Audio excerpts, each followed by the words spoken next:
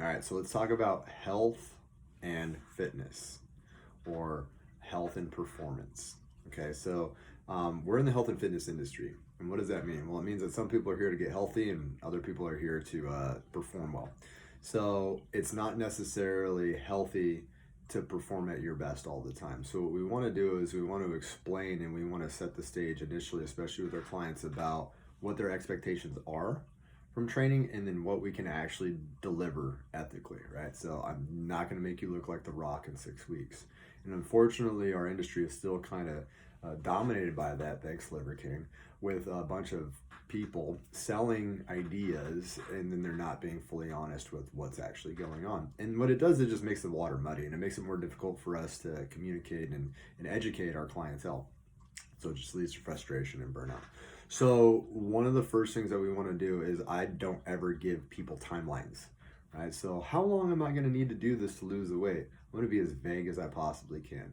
But in terms of a weight loss goal, we will agree to 1 pound a week indefinitely, right? And so the cool thing about a 1 pound a week goal is we're trying to start it low and attainably, right? So it's like people are like, well, I can lose 5 pounds a week. Well, cool, then show me, right? You can 100% lose more than that.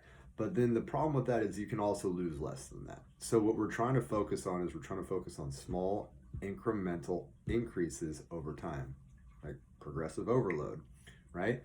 But the problem is our client sets are usually so impatient and so misinformed about what this is going to look like that they're going to come to the table with some stuff that we're going to need to talk about almost immediately. So as a trainer, one of the first things that I always recommend doing is you're playing the long game with everybody. That's why I've been able to do this for so long. So a lot of the trainers that end up burning out early, whether they knew it or not, sold some BS to people that didn't pan out and didn't work out. So what happens now? Your reputation is tarnished and you're not getting referrals. So most of my business was built on word of mouth referrals.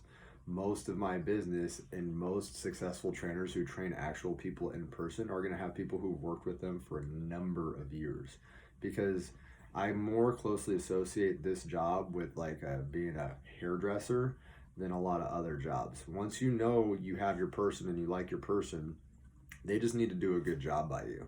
And you can do a good job by being honest with what you do know and being honest with what you don't know, and also empowering your clients to be an active participant in their own journey. So what does that mean? That means that I've had a lot of people tell me that they're unicorns and that it's impossible for them to lose weight. And then you find out that, you know what, unfortunately, I've really never seen a real unicorn. They're not adequately tracking their food. They're maybe lying to you sometimes. They may be omitting on purpose because they're ashamed of it. They may be omitting because they didn't think about it. They just accidentally forgot about the croissant that they ate. So this is a in-person thing. You can still do it remotely, but realize that it's still an in-person thing. So what does that mean? It means you got to like the person and you got to like working with people. So unfortunately for a lot of people, when they come to this, you cannot out-educate yourself if you don't like people. So what I mean by that is, I don't care how many certifications you have in the world. So when I said that the education piece, I think it's an important component, but I do know a lot of trainers who will get more and more educated because they think that that will help them gain clientele or give them the respect that they feel that they're due. And that's a difficult personality to have when you're actually working with real people. So you got to stay humble, you got to stay grounded, and you got to remember that primarily this is a service-based job. So you're going to have to serve these people, right? So again, put yourself in this position, hear them, recognize what they're saying, and do your best to educate them, but don't lecture to them, all right? So again, lots of things that I wish I could go back, and I'm sure we'll get into the stories of how many times I've messed up when dealing with people and all the inappropriate things I've said. But there's a couple of key don't do these things, right? So don't tell people a tea or a juice cleanse or something like that and tell them that it's going to fix their life. Don't tell somebody that exercise is going to prevent or cure their clinical depression and stuff like this. So people are like, oh, it's common sense. Well, you know what? I've heard it. I've heard it from other trainers.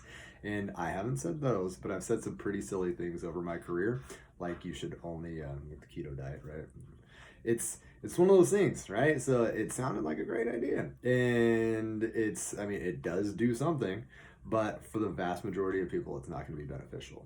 All right, so sometimes we make mistakes, but the goal is to make fewer and learn from every single one. And the mistakes that you make in the beginning, make small mistakes. All right, so that way, again, part of this is service, but part of it's sales. And the minute that I'm starting to make mistakes and I'm losing credibility, a little bit of my magic as a salesperson will go away.